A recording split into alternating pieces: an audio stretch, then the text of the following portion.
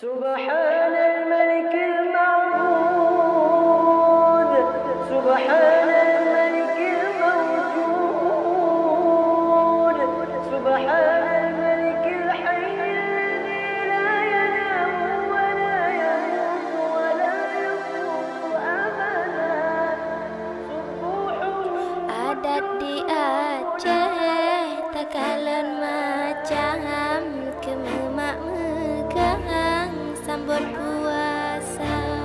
ku bepih rubah di bawah tenyan di ureng agam si gejak mita di ureng agam si gejak mita ladam kageblah mesisi panggang untuk hidangan kemeng puasa di ureng inang gejak upekan asa keranjang gap nyanjak mita asa keranjang gap nyanjak mita ladem blo campli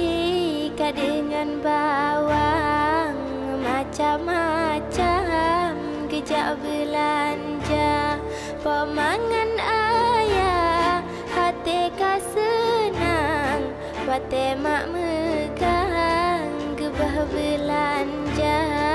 pate mak megang gebah belanja geblah berlekat ketat kelumang dan raga sajan wajib kepena takun buta pate on pisang gepegat jumpang dan serikaya gepegat jumpangan dengan serikaya wate malam pohon terawih datang inangan agam kenan geteka di kemeng subuh dalam terah azan siap hidangan di atas meja siap hidangan di atas meja gepogo aneng ayah pisajan bedah lirijang jatung puasa opa jo sawong sajan-sajan hati ka senang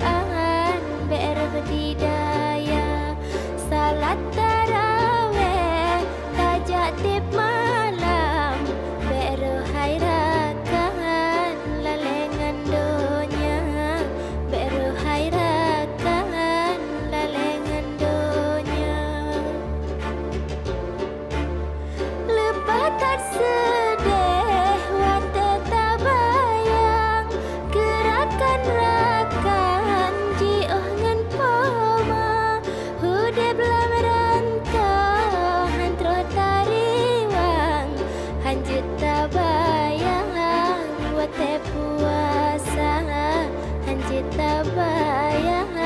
buat buat